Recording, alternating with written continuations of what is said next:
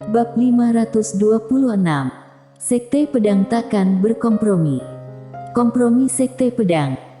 Mileye sedikit mengernyit, mengapa Nona Bai begitu bertekad.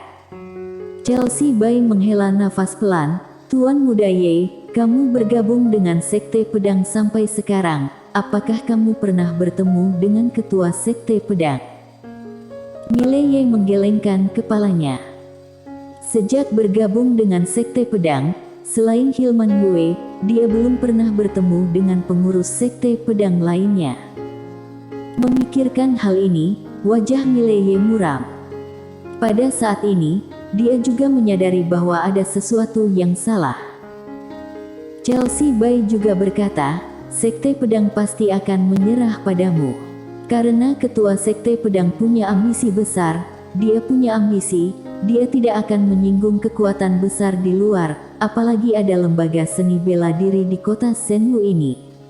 Jika Sekte Pedang menjadi sasaran dan lembaga seni bela diri memperburuk keadaan, maka situasi Sekte Pedang akan menjadi sangat memalukan. Jadi, Sekte Pedang pasti akan memilih untuk menyerah padamu. Mileye terdiam. Chelsea Bai melanjutkan berkata, 6 master alam keberuntungan, itu bukan kekuatan mereka yang sebenarnya. Jika kamu ingin melindungi diri sendiri dan teman kamu, dan kamu tidak ingin bermusuhan dengan Sekte Pedang, maka kamu harus pergi sekarang. Jika kamu pergi sekarang, Sekte Pedang tidak akan bertindak kejam. Jika kamu tidak pergi, ketika mereka melepaskan kamu, atau ketika mereka ingin mengendalikan kamu, situasi kamu akan jauh lebih memalukan daripada sekarang. Mileye berkata dengan serius, jika aku pergi, apakah mereka tidak akan menargetkan teman-temanku? Chelsea Bai berkata pelan, tergantung sikap lembaga seni bela diri. Kalau sikap lembaga seni bela diri bertekad melindungi teman-temanmu, mereka tidak boleh seenaknya. Tapi kalau lembaga seni bela diri juga punya ambisi. Omong-omong, dia tidak melanjutkan. Mileye berbisik berkata, tanpa sadar, apakah situasiku sudah begitu buruk? Pada saat ini, Chelsea Bai tiba-tiba melihat ke kanan, di mana seorang lelaki tua muncul di waktu yang tidak diketahui. Orang ini adalah Hilman Yue. Hilman Yue memandang Mileye, pergilah. Wajah Mileye muram, senior. Hilman Yue berbisik berkata, jika kamu datang setahun lebih awal dan menjadi murid inti Sekte Pedang kami, mereka mungkin akan melindungimu, tetapi sekarang, mereka tidak akan melakukannya. Mileye terdiam. Hilman Yue menghela nafas dengan suara pelan, bukannya mereka tidak menghargaimu, melainkan mereka lebih menghargai hal-hal lain, dan kamu sekarang bertentangan dengan kepentingan sekte.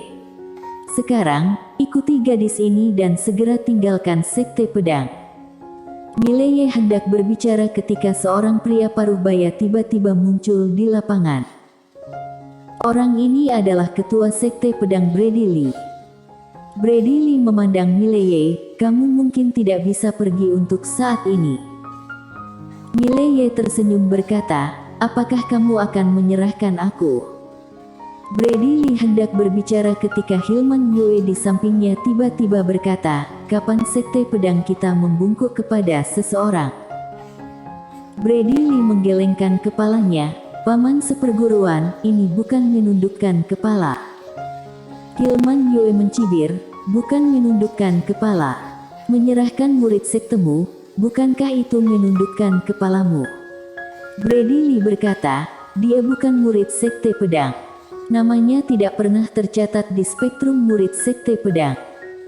Hilman Yue tersenyum berkata, sepertinya kamu bahkan tidak memberiku muka.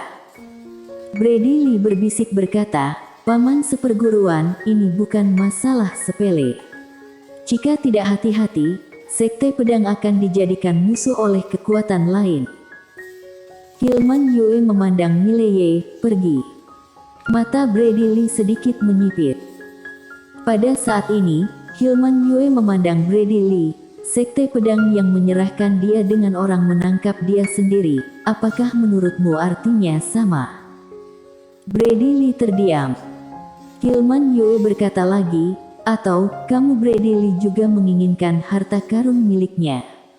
Jika demikian, apakah kamu sudah memikirkan konsekuensi dari mendapatkan harta karun ini sekarang? Brady Lee tetap diam. Hilman Yue melanjutkan berkata, anak ini apakah tidak memiliki latar belakang? Kalau sekte pedang kita sekarang menembaknya, itu artinya memberi orang lain hadiah. Brady Lee terdiam sejenak, lalu menatap Mileye, meninggalkan sekte pedang, untuk masa depan, apakah menjadi musuh atau teman tergantung pada takdir. Setelah berbicara, dia berbalik dan menghilang. Pada saat yang sama, suara Brady Lee terdengar lagi, pergi sekarang. Hilman Yue memandang Mileye, ayo pergi. Mileye memberi hormat-hormat kepada Hilman Yue, bantuan senior, aku akan mengingatnya di hati. Setelah dia selesai berbicara, dia memandang Chelsea Bai, yang sedikit mengangguk, dia menghancurkan jimat, dan saat berikutnya, keduanya menghilang secara langsung. Di lapangan, Hilman Yue menghela nafas dengan suara rendah, dia datang ke patung di depan aula sekte pedang, di bawah patung itu, ada kalimat, sekte pedang kami, tidak pernah berkompromi. Tidak pernah berkompromi. Hilman Yue memandangi patung di depannya, setelah melihatnya, matanya menjadi sedikit kosong. Tidak ada yang pernah melihat guru leluhur ini. Tak seorang pun pernah melihat guru leluhur di lembaga seni bela diri.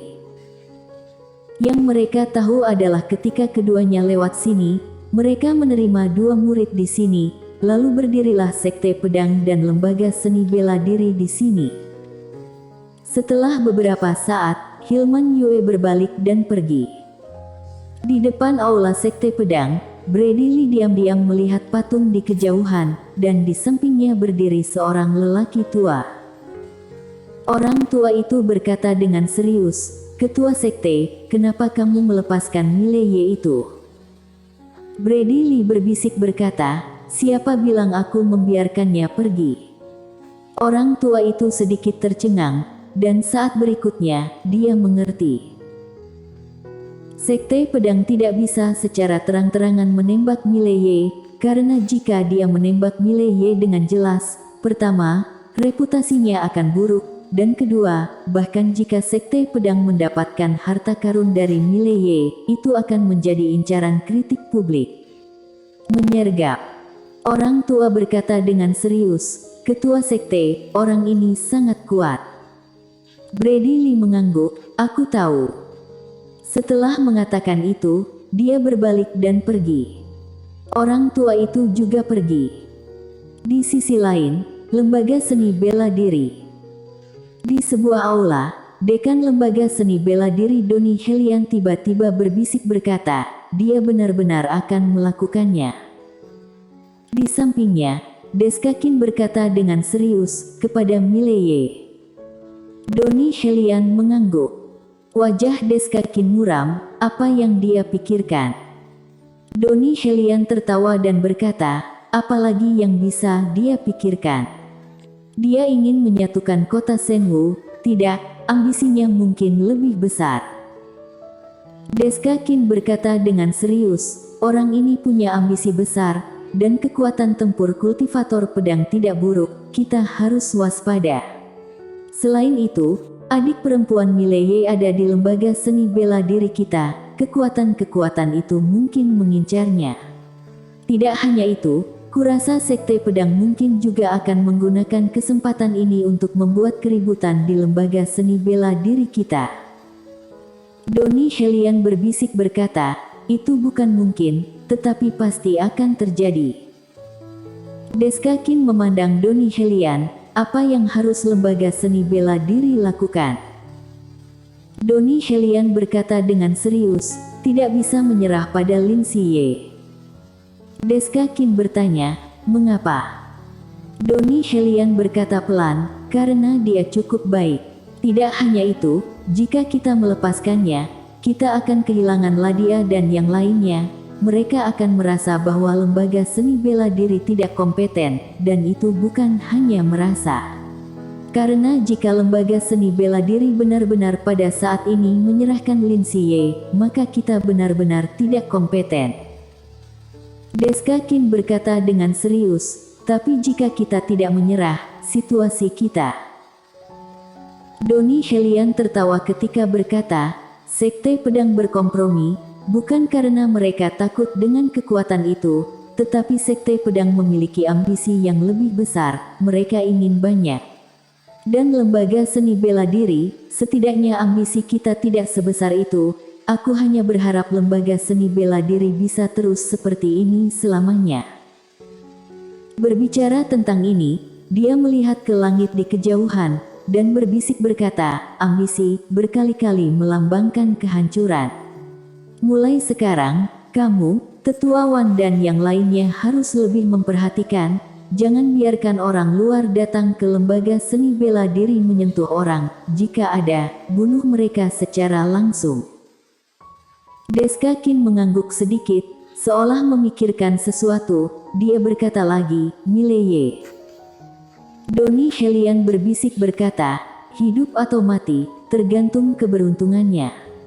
Deska Qin sedikit mengangguk, dimengerti. Setelah mengatakan itu, dia berbalik dan pergi. Kota Senwu. Mileye dan Chelsea Bai muncul di pintu kamar dagang Tongbao. Mileye menatap Chelsea Bai, Nona Chelsea Bai, terima kasih. Chelsea Bai menggelengkan kepalanya, tidak apa-apa. Mileye berkata, selamat tinggal. Setelah mengatakan itu, dia berbalik dan pergi. Chelsea Bai tiba-tiba berkata, apakah kamu takut menyakitiku? Mileye mengangguk, jika aku terus tinggal di sini, aku pasti akan melibatkanmu. Bantuanmu kali ini sudah cukup. Selamat tinggal. Setelah berbicara, dia berubah menjadi cahaya pedang dan membubung ke langit. Pergi dengan berani. Jelas, dia ingin memberitahu semua orang bahwa Mileye telah meninggalkan kamar dagang Tongbao. Setelah Mileye pergi, seorang wanita cantik muncul di belakang Chelsea Bai. Dia menatap cahaya pedang di langit, dan berbisik berkata, orang ini cukup menarik. Chelsea Bai berbisik berkata, biarkan orang-orang kita mengawasi kekuatan-kekuatan tersembunyi itu serta sekte pedang dan lembaga seni bela diri. Wanita cantik berkata dengan serius, Nona, apakah kamu benar-benar akan terlibat dalam masalah ini? Chelsea Bai mengangguk, coba bertaruh, mungkin ada harapan, jika tidak, begitu kakek pergi, kamar dagang Tongbao akan menjadi makanan orang lain. Setelah berbicara, dia berbalik dan pergi. Lembaga seni bela diri, di sebuah halaman. Ladian berdiri di halaman, menatap ke langit, bertanya-tanya apa yang dia pikirkan. Pada saat ini, Wina Lian muncul di gerbang halaman, bersandar di dinding di sampingnya, tersenyum berkata, orang itu telah diusir dari sekte pedang. Ladian mengangguk, aku tahu.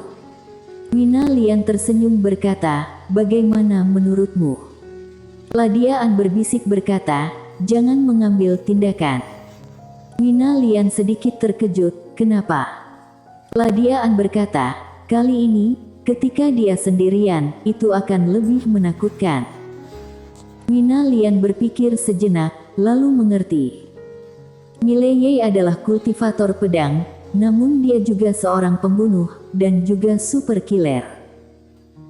Jika Mileye sendirian, dia bisa bersembunyi di kegelapan, tetapi jika mereka bergerak, mereka akan memaksa Mileye menunjukkan diri. Pada saat itu tidak baik untuk Mileye. Tampaknya memikirkan sesuatu, Wina Lian berkata lagi, dia mungkin dalam situasi yang buruk. Ladian memandang ke langit, suruh Nadia dan yang lainnya tidak bertindak gegabah. Wina Lian mengangguk, dimengerti. Setelah berbicara, dia berbalik dan pergi. Ladian melihat ke langit, bertanya-tanya apa yang dia pikirkan. Di luar kota Senwu. Ketika Mileye pergi keluar kota, ada banyak gerakan, dan dapat dikatakan bahwa dia pergi keluar kota dengan terang-terangan. Dan itulah tujuannya. Dia ingin memberitahu semua orang bahwa dia Mileye tidak ada di kamar dagang Tongbao. Tidak lama setelah dia meninggalkan kota, beberapa aura kuat menyelimutinya.